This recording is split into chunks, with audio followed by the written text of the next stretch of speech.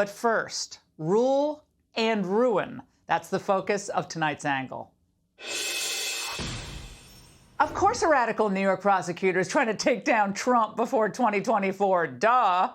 You know, this apparent move toward indicting the former president, it's as predictable as a Biden stumble climbing the stairs of Air Force One.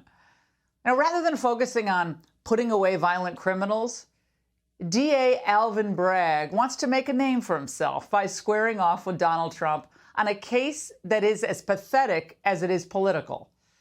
Bragg made a future Trump prosecution the cornerstone of his campaign for DA. I'm the candidate in the race who has the experience with Donald Trump. I was the chief deputy in the attorney general's office. We sued the Trump administration over 100 times. I know how to litigate with him. One little problem for Alvin Nothing to brag about. His only path of admission into the Trump Haters Hall of Fame is through a sleazy lawyer and Stormy Daniels. Well, today the grand jury got to hear from a man who knew former Trump lawyer Michael Cohen very well. His erstwhile advisor, Robert Costello, who briefed reporters after he spoke to the grand jury today. Well, he blew the lid on DA Bragg's star witness.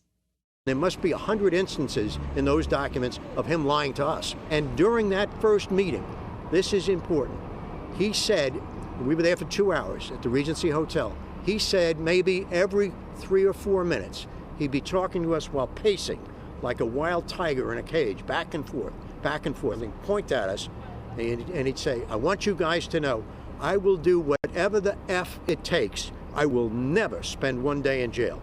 He must have said that close to 20 times.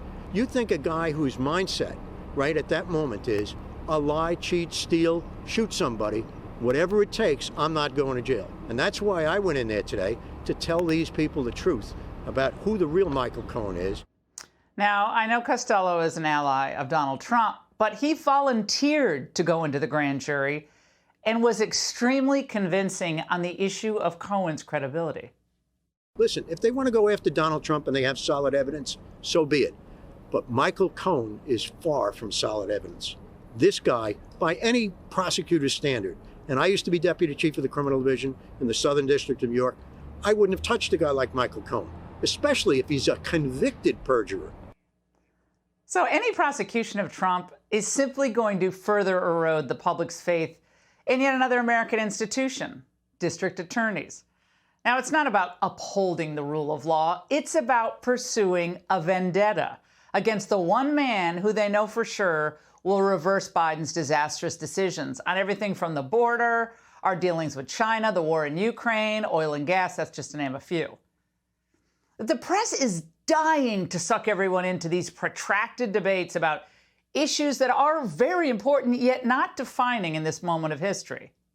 Today it was, what will Ron DeSantis do or say on the potential Trump protests? Will he condemn potential violence?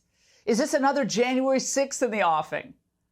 Now, all these detours are distractions, and they keep the spotlight off Biden for his role in bringing us to the brink of both a domestic economic crisis and a geopolitical crisis.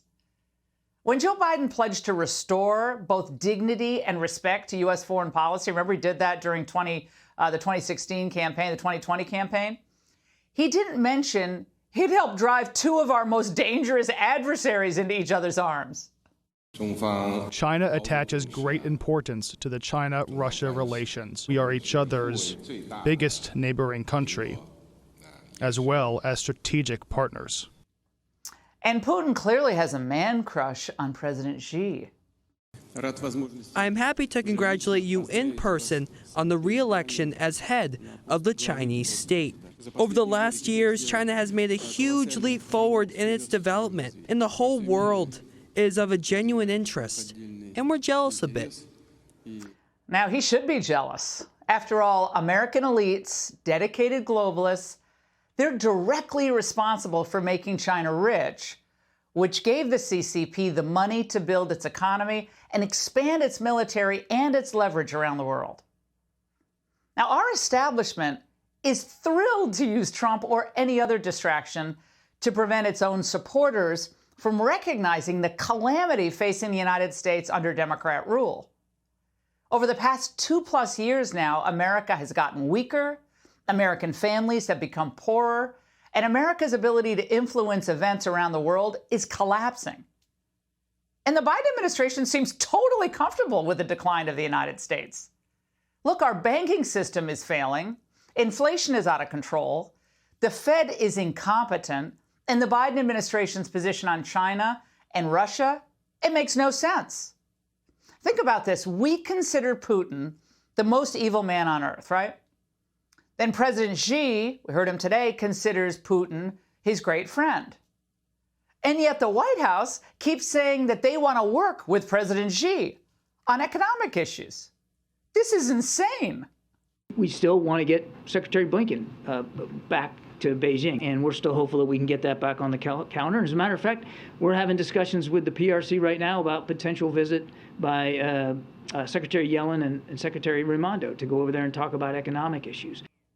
Yeah, go visit the people who have slaves in concentration camps, basically. But apparently the Biden team is so weak that they can't even get people on the phone.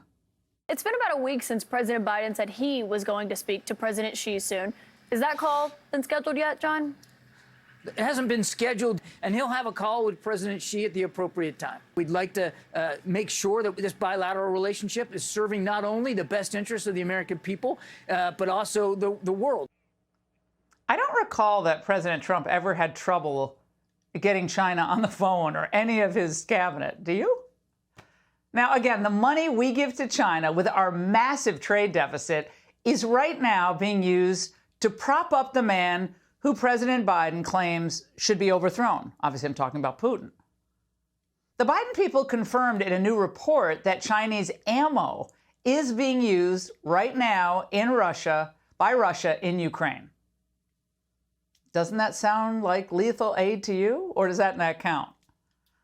Now, this is why not a single government on earth takes the Biden administration seriously. Do you think that Putin and Xi fear President Biden? You'd have to ask them whether they fear or they not. It is not about fear. It's about President Biden advancing our foreign policy goals around the world. It's about President Biden revitalizing these alliances and partnerships. They really should have a laugh track at these briefings. That would make it much more entertaining. Now, it should be clear to everyone that the Biden White House is trying to run out the clock here. At this point, they all understand that the economy is not going to improve, that Putin is probably going to win the war in Ukraine, and that Xi oversees the most powerful military in the world. So what's left for them is to try to do everything to occupy national attention with nonstop Trump drama or DeSantis demonization or a combination of the two, or their old standby racial hatred. Also, you should prepare to see them pressure the Fed to slow or freeze interest rates to avoid recession. They already started doing that. And that means inflation is here to stay, which Democrats think they can weather more easily than a recession, politically I'm speaking. Now, 3 years ago, during our summer of riots, it appeared that Democrats had adopted a policy of rule or ruin. In other words, they'd beat Trump or they'd ruin the country. But now, in the third year of the Biden administration, it's apparent they can do both. Democrats can rule and ruin America. The real question for the next year, though, is whether the American people can begin to see through all of this. Because if we are forced to suffer through another 4 years of this, the consequences for America will be catastrophic. And that's The Angle. Hey, Sean Hannity here. Hey, click here to subscribe to Fox News YouTube page and catch our hottest interviews and most compelling analysis. You will not get it anywhere else.